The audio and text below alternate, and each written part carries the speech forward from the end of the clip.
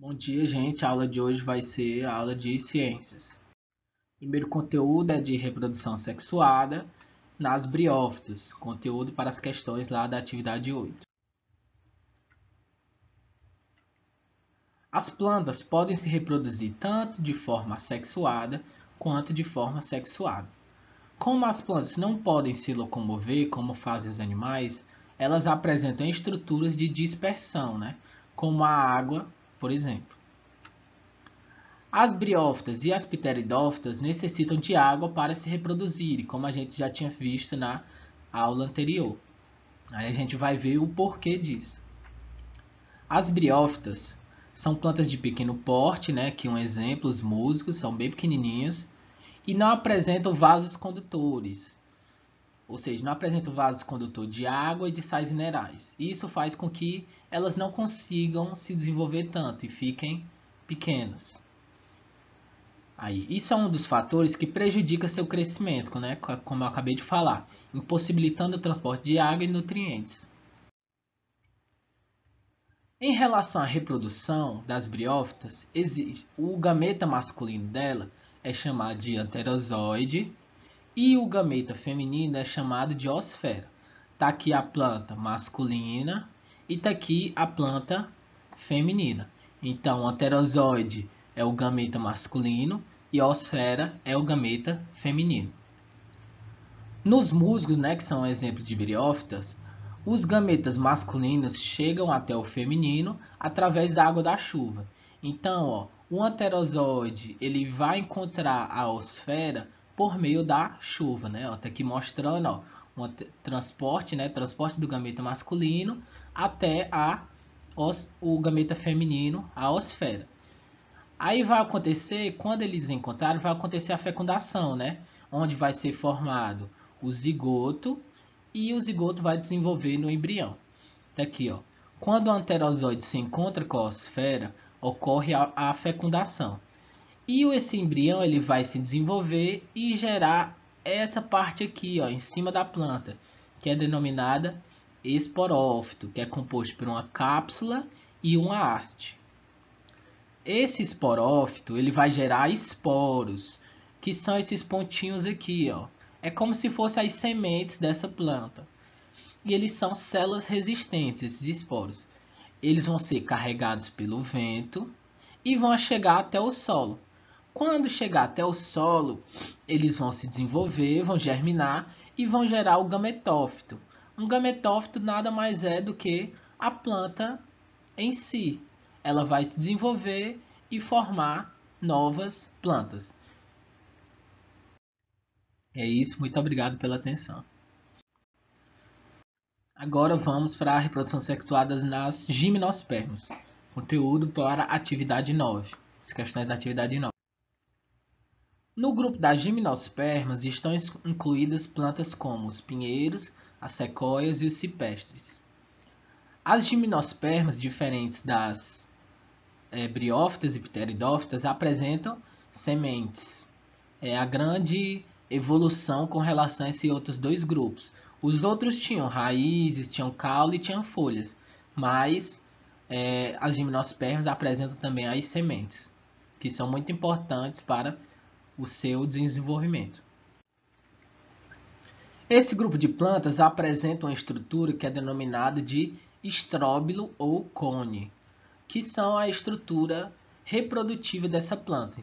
Então, o estróbilo feminino, tem o estróbilo feminino e estróbilo masculino, desculpa. O estróbilo feminino é produtor da osfera, ou seja, do gameta feminino. E o estróbilo masculino, ele produz o grão de pólen, Vocês já ouviram falar sobre o pólen e a polinização. E o grão de pólen é onde está contidos os gametas masculinos. Então, estróbilo, estrutura reprodutiva das gimnospermas, tem o estróbilo feminino, que produz o gameta feminino, que é denominado osfera, e o estróbilo masculino, que produz o grão de pólen, onde está contido os gametas masculinos. A polinização é realizada pelos ventos e pelos animais, e nada mais é do que o transporte do grão de pólen até o estróbilo feminino. Então vocês já viram, né? Então vocês já viram, já estudaram com certeza sobre polinização. Aí aqui, ó, polinização pode ocorrer de diversas formas, né? Uma das formas é por meio dos insetos. Então essa abelha aqui, ela está coberta por grão de pólen. E os grãos de pólen têm os gametas masculinos, né? Como eu falei. Então quando ela for para outra folha, outra flor, desculpe, para se alimentar, alguns desses grãos de pólen podem cair no estróbilo feminino, né? Por exemplo. E daí vai acontecer a reprodução. Lá no estróbilo feminino tem a osfera. A reprodução sexuada na gimnosperma acontece da seguinte maneira. O grão de pólen é carregado por animais ou pelo vento até o estróbilo feminino. Então tá aqui, ó, tem uma planta que tem o estróbilo, é estróbilo ou cone, né? Nesse caso aqui tem cone. Uma planta que tem um cone feminino e uma planta que tem um cone masculino. Como a gente viu, o cone masculino, ele produz o grão de pólen. E lá dentro do grão de pólen tem o gameta masculino. Então, por meio da polinização, por meio do vento ou dos animais, esses grãos de pólen vão ser levados até o estróbilo feminino. Ao chegar no estróbilo feminino, é formado o tubo polínico, que cresce levando os gametas masculinos até a osfera. Então, ó, quando os grãos de pólen chegam lá no estróbilo feminino, ele vai gerar um tubo polínico. E esse tubo polínico vai fazer o quê? Vai fazer com que os gametas que estavam no grão de pólen, os gametas masculinos, se encontrem com a osfera, que estava lá no estróbilo feminino. Os gametas chegam ao interior do óvulo, né? Do óvulo lá no estróbilo. E a osfera ela vai ser fecundada e vai ser formado o zigoto. Então, ó, tubo polínico, né? Grão de pólen chegou, formou tubo polínico. Os gametas masculinos se encontraram com os gametas femininos, que são as oosferas, e é formado o zigoto. Diferente das briófitas e pteridófitas, a existência do tubo polínico dispensa o uso do meio aquático para a fecundação. Então essas plantas elas não precisam da água para se reproduzir. O zigoto ele vai se dividir, né, vai se desenvolver e vai formar o embrião da planta. Tá aqui, ó. E o embrião da planta vai estar protegido justamente pela semente, que vai abrigar e proteger ele.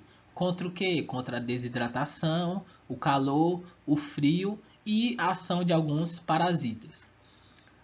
Lá nas sementes também tem a reserva nutritiva, né? A reserva de alimento, que vai alimentar o embrião e garantir o seu desenvolvimento, até que as primeiras folhas sejam formadas. Então, ó, a semente ela serve tanto para proteger quanto para alimentar o embrião, ou seja, a plantinha bem jovem. Quando ela vai se desenvolvendo até formar uma planta maior, né, maiorzinha, e a partir daí ela já começa a se produzir o próprio alimento por meio da fotossíntese. E aí, agora vamos para o próximo conteúdo. E o último conteúdo é o conteúdo de energia eólica, que é o conteúdo para a atividade 10. A energia eólica, como a gente viu, é uma energia utilizada que utiliza os moinhos de vento para produzir energia elétrica, né? Utilizam essas estruturas gigantescas aqui. É uma energia renovável, ou seja, ela se regenera, né?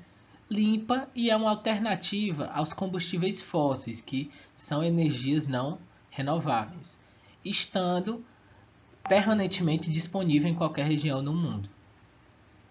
No Nordeste do Brasil, as condições favoráveis do vento levaram a geração de energia por fonte eólica a bater recorde nos últimos anos. Aqui no Nordeste existe muitos ventos e praticamente o ano todo, então é bom para energia eólica.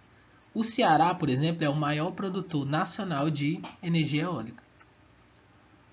Como as vantagens que a gente pode citar da energia estão: ela não polui, exige pouca manutenção e gera investimentos nas áreas onde elas são aplicadas.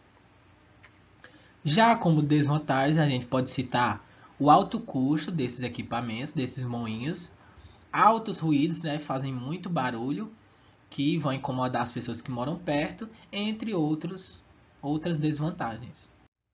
E é isso, muito obrigado pela atenção e até a próxima.